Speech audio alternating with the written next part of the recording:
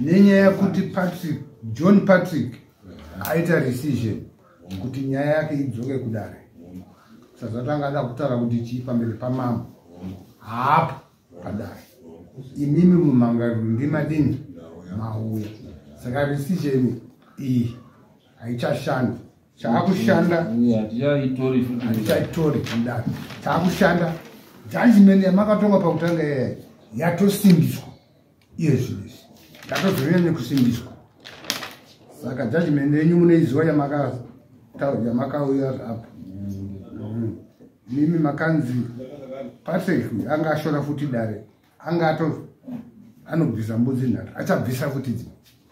dzekushora futi kwaita kudare imi makanzi munopiwa mombe $90 kana kuti 3 mbudzi uyu nekushora kwaita kuuya kudare akanzi anobvisa futi imwe mombe yeuya kuna kudare apiwa nguva 1 week after judgment kubvanza anobhadhara futi neimwe $20 yejudgment yamakayamabhadhara imini saka zvese izvozvezvo execution judgment yasakatoita ndafoti saka uyu akuuya kudare nekuti akaona judgment pamwe kwakutokuya kuzochema kuti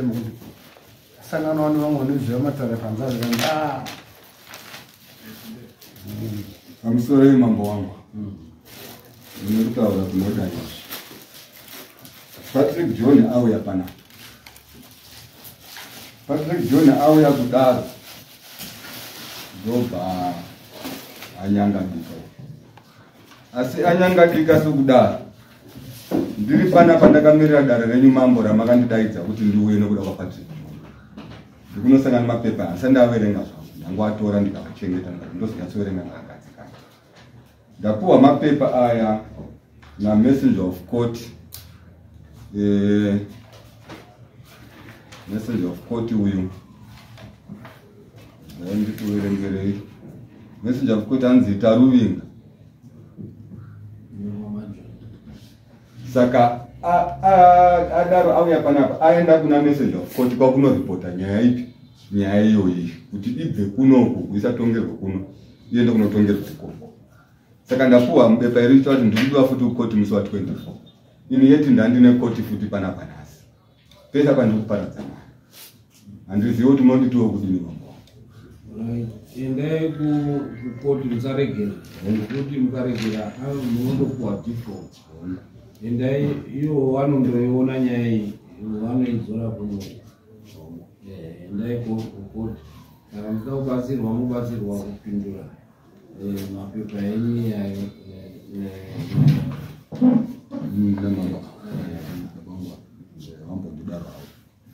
ndiri ipapo pamakosti angu mabudiro aita mubepa maasiriwo anoipa makanyorwa wakazokanyasa kunyanya ndine makosti anokwanisa kusvika $124 kufamba kwandakaita nenyaya pandichamangara kusvika iye zvino ndabva ipapo mukomana aramba kuuya kudare mukamupa mutongo wematonga zviya zveasipo achizoendeserwa asati aendeserwa mapepa ekuti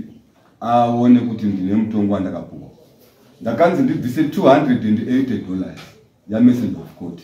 yekuti vanomudini vandobate basa ravo ivo ndo vanoziva zvavanoita kuti zvinhu zvangu zvione kudini zvione kuuya semunhu akabatwa ine mhosva saka nanhasi basa iroro rangasati radini rangasati rabata ndakaibvisa musi wa ndakaibvisa musi wa 2/02/2004 na February musi wa 2 February gore rineri ndopandakaya nemari saitwa tikadhvana uyauye kunoku takatoenda kuita matachimenti kautanga takatoenda nerori ikoko atauzoita basa iro takatoenda kurumbatisha munhu vanawo mapepa akazobata tikamupa time yekuti anofanira kuti akasabhatara tikanosumudza mombe nguva yekuti tinosimudza mombe seti yakwana ndopakaita decision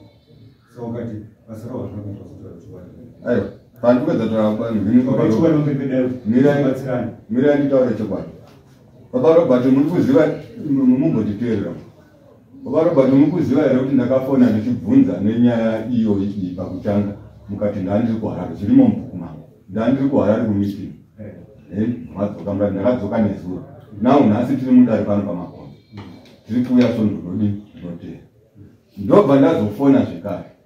mukati mimi nyaya yekuti ndeyekuti hanzi makati Diri quarantine mombe dzakafamba mira musati masvika quarantine mukati hanzi dispo akachinja haasisiri haripo saka iye zvinezvi pana dispo munyowani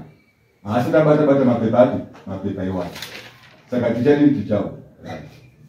ndinandichinyora zvese then tabva ipapo bva ndafona mukazonitaurira futi muchiti aiwa nyaya iripo ndekuti takauya kuheadlands tichida mapurisa kuheadlands asi mapurisa takashaya zvikanzi chi vaenda kufertilize amene ndiri kunyepera here nzira matatu nyaya kuti wazvisiwe aiwa asi ndizvoka neyataurira baitezi aiwa handisi kuramba kuti hamuna kuenda ndiri kuedza kutaura zvamakataura tauya baheadlands isusu tikazotobva mukati time tauya baheadlands tichimirira mapurisa zvikanzi aenda kuoni aenda kumafertilizer saka zvatove madhesi zvese ndinazvo tozotozviona weekly nodi rinotera ndopandi kutaura pachipa vana kuti mimi makatadza ndikuedza kutaura kuti nyaya yacho haina kudini haina kufamba handisi kupai mhosva mukoma robert handa kuti makakanata kuti hamuna kusiyana basa ndatenda handiri kutaura kuti baba robert vakatadza basa kana kuti vakadi asi ndikuedza kutaura maprocedures mafambiro aita kuti zvinhu izvozvo hazvina kudini hazvina kuitwa ndo zvandikuedza kutaura makaita maatachment kuti achasara munotora unosumudza chete munhu watori nemapepa chemaatachment iye futi mapepa akauya koti inotaura kuti atedze zvakataurwa nevakomana vanoenda after court endai musi wa24 izvi ndaedza kuzvitaura nokuda kwemakuti macost ndo papa kuti taure chi nyaya kuti macost acho ari papapa neandakashanda nawo haasi kuwirirana baba robert atiwapa totora makosi nawo nemari makosti angu ndikada ndine 140 yekubva ndichapinda mudare kuti ndichibvisa $60 edare nekufamba kwangu kwese nemudzimai wangu aripo mari dzacho dzese dzakabuda 140 handitika ndiyo yaiswa pane 90 yamamakatanga plus 10 plus 20 inobvaira chi 110 90 plus 20 110 plus 30 zvigaita 140 handitika zvakanaka ndikudzera arimo makosi kozoti 280 ndokana ndikuedza kutaura ipapo plus 280 samabva handizivi ndakubvunzawo kufamba kwandaita ndichiuya kuzonza kuti nyaya yangu yapapi kunopinda zveherewo kana kuti aiwa zvakangora ndine mari inokwana kuita yekutraffic chete panapa ndazodzoka ndoisanganisa yese pamwe chete kusvika padare ranhasi yandibudisira 549 ndishandisa kuti ndakabuda ndichienda kundotora birth certificate raubongo mushure memungo murume anditi ndakadini ndakaisa kubongo panitaurire kuti yakasvika apo sei right ndozvandapedza kutsanangura unenge uchibva kukusezveretravel panapa ndine nyaya yekutravhera kwandaita murodhi ini nemudzimai wangu takafamba tiri wairi kubva kumba kwangu kuenda paheadlands $2 munhu 1 to make $4 plus $1 kuya kuno tiri vairi kuita $2 plus 4 yobva yabuda 6 right ndovadati food inobuda 12 kuenda nekudzoka ya kuenda nekudzoka 12 handitika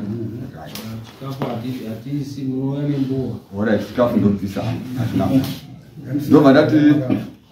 ndovadati second time pandakauya ndichida kunzwa kuti nyaya yangu yapapi ndakabudisa mari inokwana kuita futi chi $12 handimazvoni right futi handichaverengi ndandakanyora ndakauya zvekare panapa ndichida kunzwa futi nyaya yangu yakamira sei mari the same ndiyo $12 haina kuchinja ndauya kanokwana kangani katatu 36 48 60 koste kudare ndoisiya kaiko kudhara kau right yapa 60 280 ndoisiya iri kukareka ndoita ndine marita 4 ndine tauya kunoku tiri tune mudzimai zuva ranhasi handitika plus 12 again. Plus 12 again. 72 Right. Tobvapo arisati tabva ipapapa ndiri panyaya iyoyi semunhu airwadziwa ndakatsvaga kune vanhu vane maseneme kuti Karavhina semunhu ndakanzi inini ndiri muro yemunhu inoda kweseneme kwauchizama kutsvaga kuti anonzi Karavhina angave munhu ane baba anonzi Thomas ndiyani ndakamutsvaga munhu iyeye mumafoni nekubvunzawo mwana waitaura kuti iwe unokamana here vana Karavhina kwakati andimazuva kusvikira ndabvunza vanhu vandakabvunza kuti iwe Karavhina anonzi ningi ane zita iri ane mwana ana baba ane zita iri unomuziva here ndikutsvaga munhu pane zvekundinetsa iye akataura kuti Joshua ndinomuziva unomuziva ndopandazangu mutsanangurira chimanje nyaya yandikumutsvagira Karavhina uya ndamutsvaga nyaya ndaitsanangura ndokuchisiswa kupi kuchisiswa kuna Karavhina ya pafoni pafoni Karavhina mutaura nyaya yenyu kuma 500 ndo mari dzamamuri kudala but apa tiri pa 72 aiwa tiri pa 72 zvichasangana neipi manje neyekumatare muzimbabwe tabvisa dzefood apa dzefood ndandichisa futi matimbuwa imimi hatiinclude saka ndabvisa yembuwa handimazviona kuona nekutsvaga nechi hatizivi ipapo ndapanzwa handina then ndazopiwa nhamba dzemunhu uyu ndokumufonera kuti ndiwe unonzi ningi here una baba anonzi ningi chikanzi ndochimutati ndine nyaya yandishupa kuno ndapumwa uro ini nokuda kweseneme saka handichanzwisisi kuti zvikumbofamba sei kana uriwe shamwari ndo nyaya ndokuudza kuti ndoiripo akabvuma kuti zveshuwa nyaya yekutaura iyoka haisei kuti nekunyaya ndokuchikwira inini bhazi kuenda ikoko ndo zvandakanyora panapa ndakakwira bhazi inini kuenda kumunhu iyeyu uyu $20 kubva ndingangoti kuenda kuHarare nekudzoka 10 kuenda kunobuda ikoko 7714 hanzi kuchinamwe concession ndokwaari munhu iye kucondition ndokuchiendako ndinozomutsanangurire nyaya kuti ndatambudzika niuya ndinunura ndomutaurira zvikanzi aiwa chirega kutambudzika iwe kana kuri kunzi kuenda kudare kwacho ikoko enda nona ndatomboya kare kuru endai kudare usavhunduka zvanetsa nyaya ndichaipedza ndini muridzi wababa wakaurayiwa munhu akaurayiwa baba wake aurayiwa baba wake kwakuchita back to sender manje kuti baba makaurayiwa isati zviziva ameni kwakaurayirwa odi yachanaye mukomana Tiza auya pana paTiza yaitaura izvozvo kuti baba vacho ndakaurayiwa inini kwandakaurayiwa ndakafira mukadzi saka ndo nyaya ndiri ndakagadzwa pamwana wako ndisiri nini manje ari uyo akaurayiwa baba wake atati ngozi ngaimuke kwakaurayiwa baba notati baba vacho kwakafira hawakuzivi nanhasi havatombozivi kuti vakavigwa patikano zvakafamba sei then zvadaro ndokuenda ikoko ndichinomutsanangurira nyaya yayo ndopakanditi no usatambudzike dzokera dare usarege kudini kuenda sezvo nyaya yako yamudare enda kuchinatenda dare rako kana pane zvinenge zvanetsesesa ipawe dare foni nhamba dzangu wondifonera ndinotaura nawo handimuzvona saka haipindi here cost iyoyo $32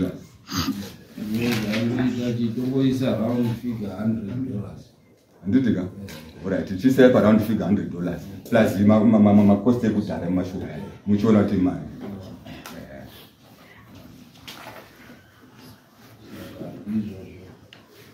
Alright,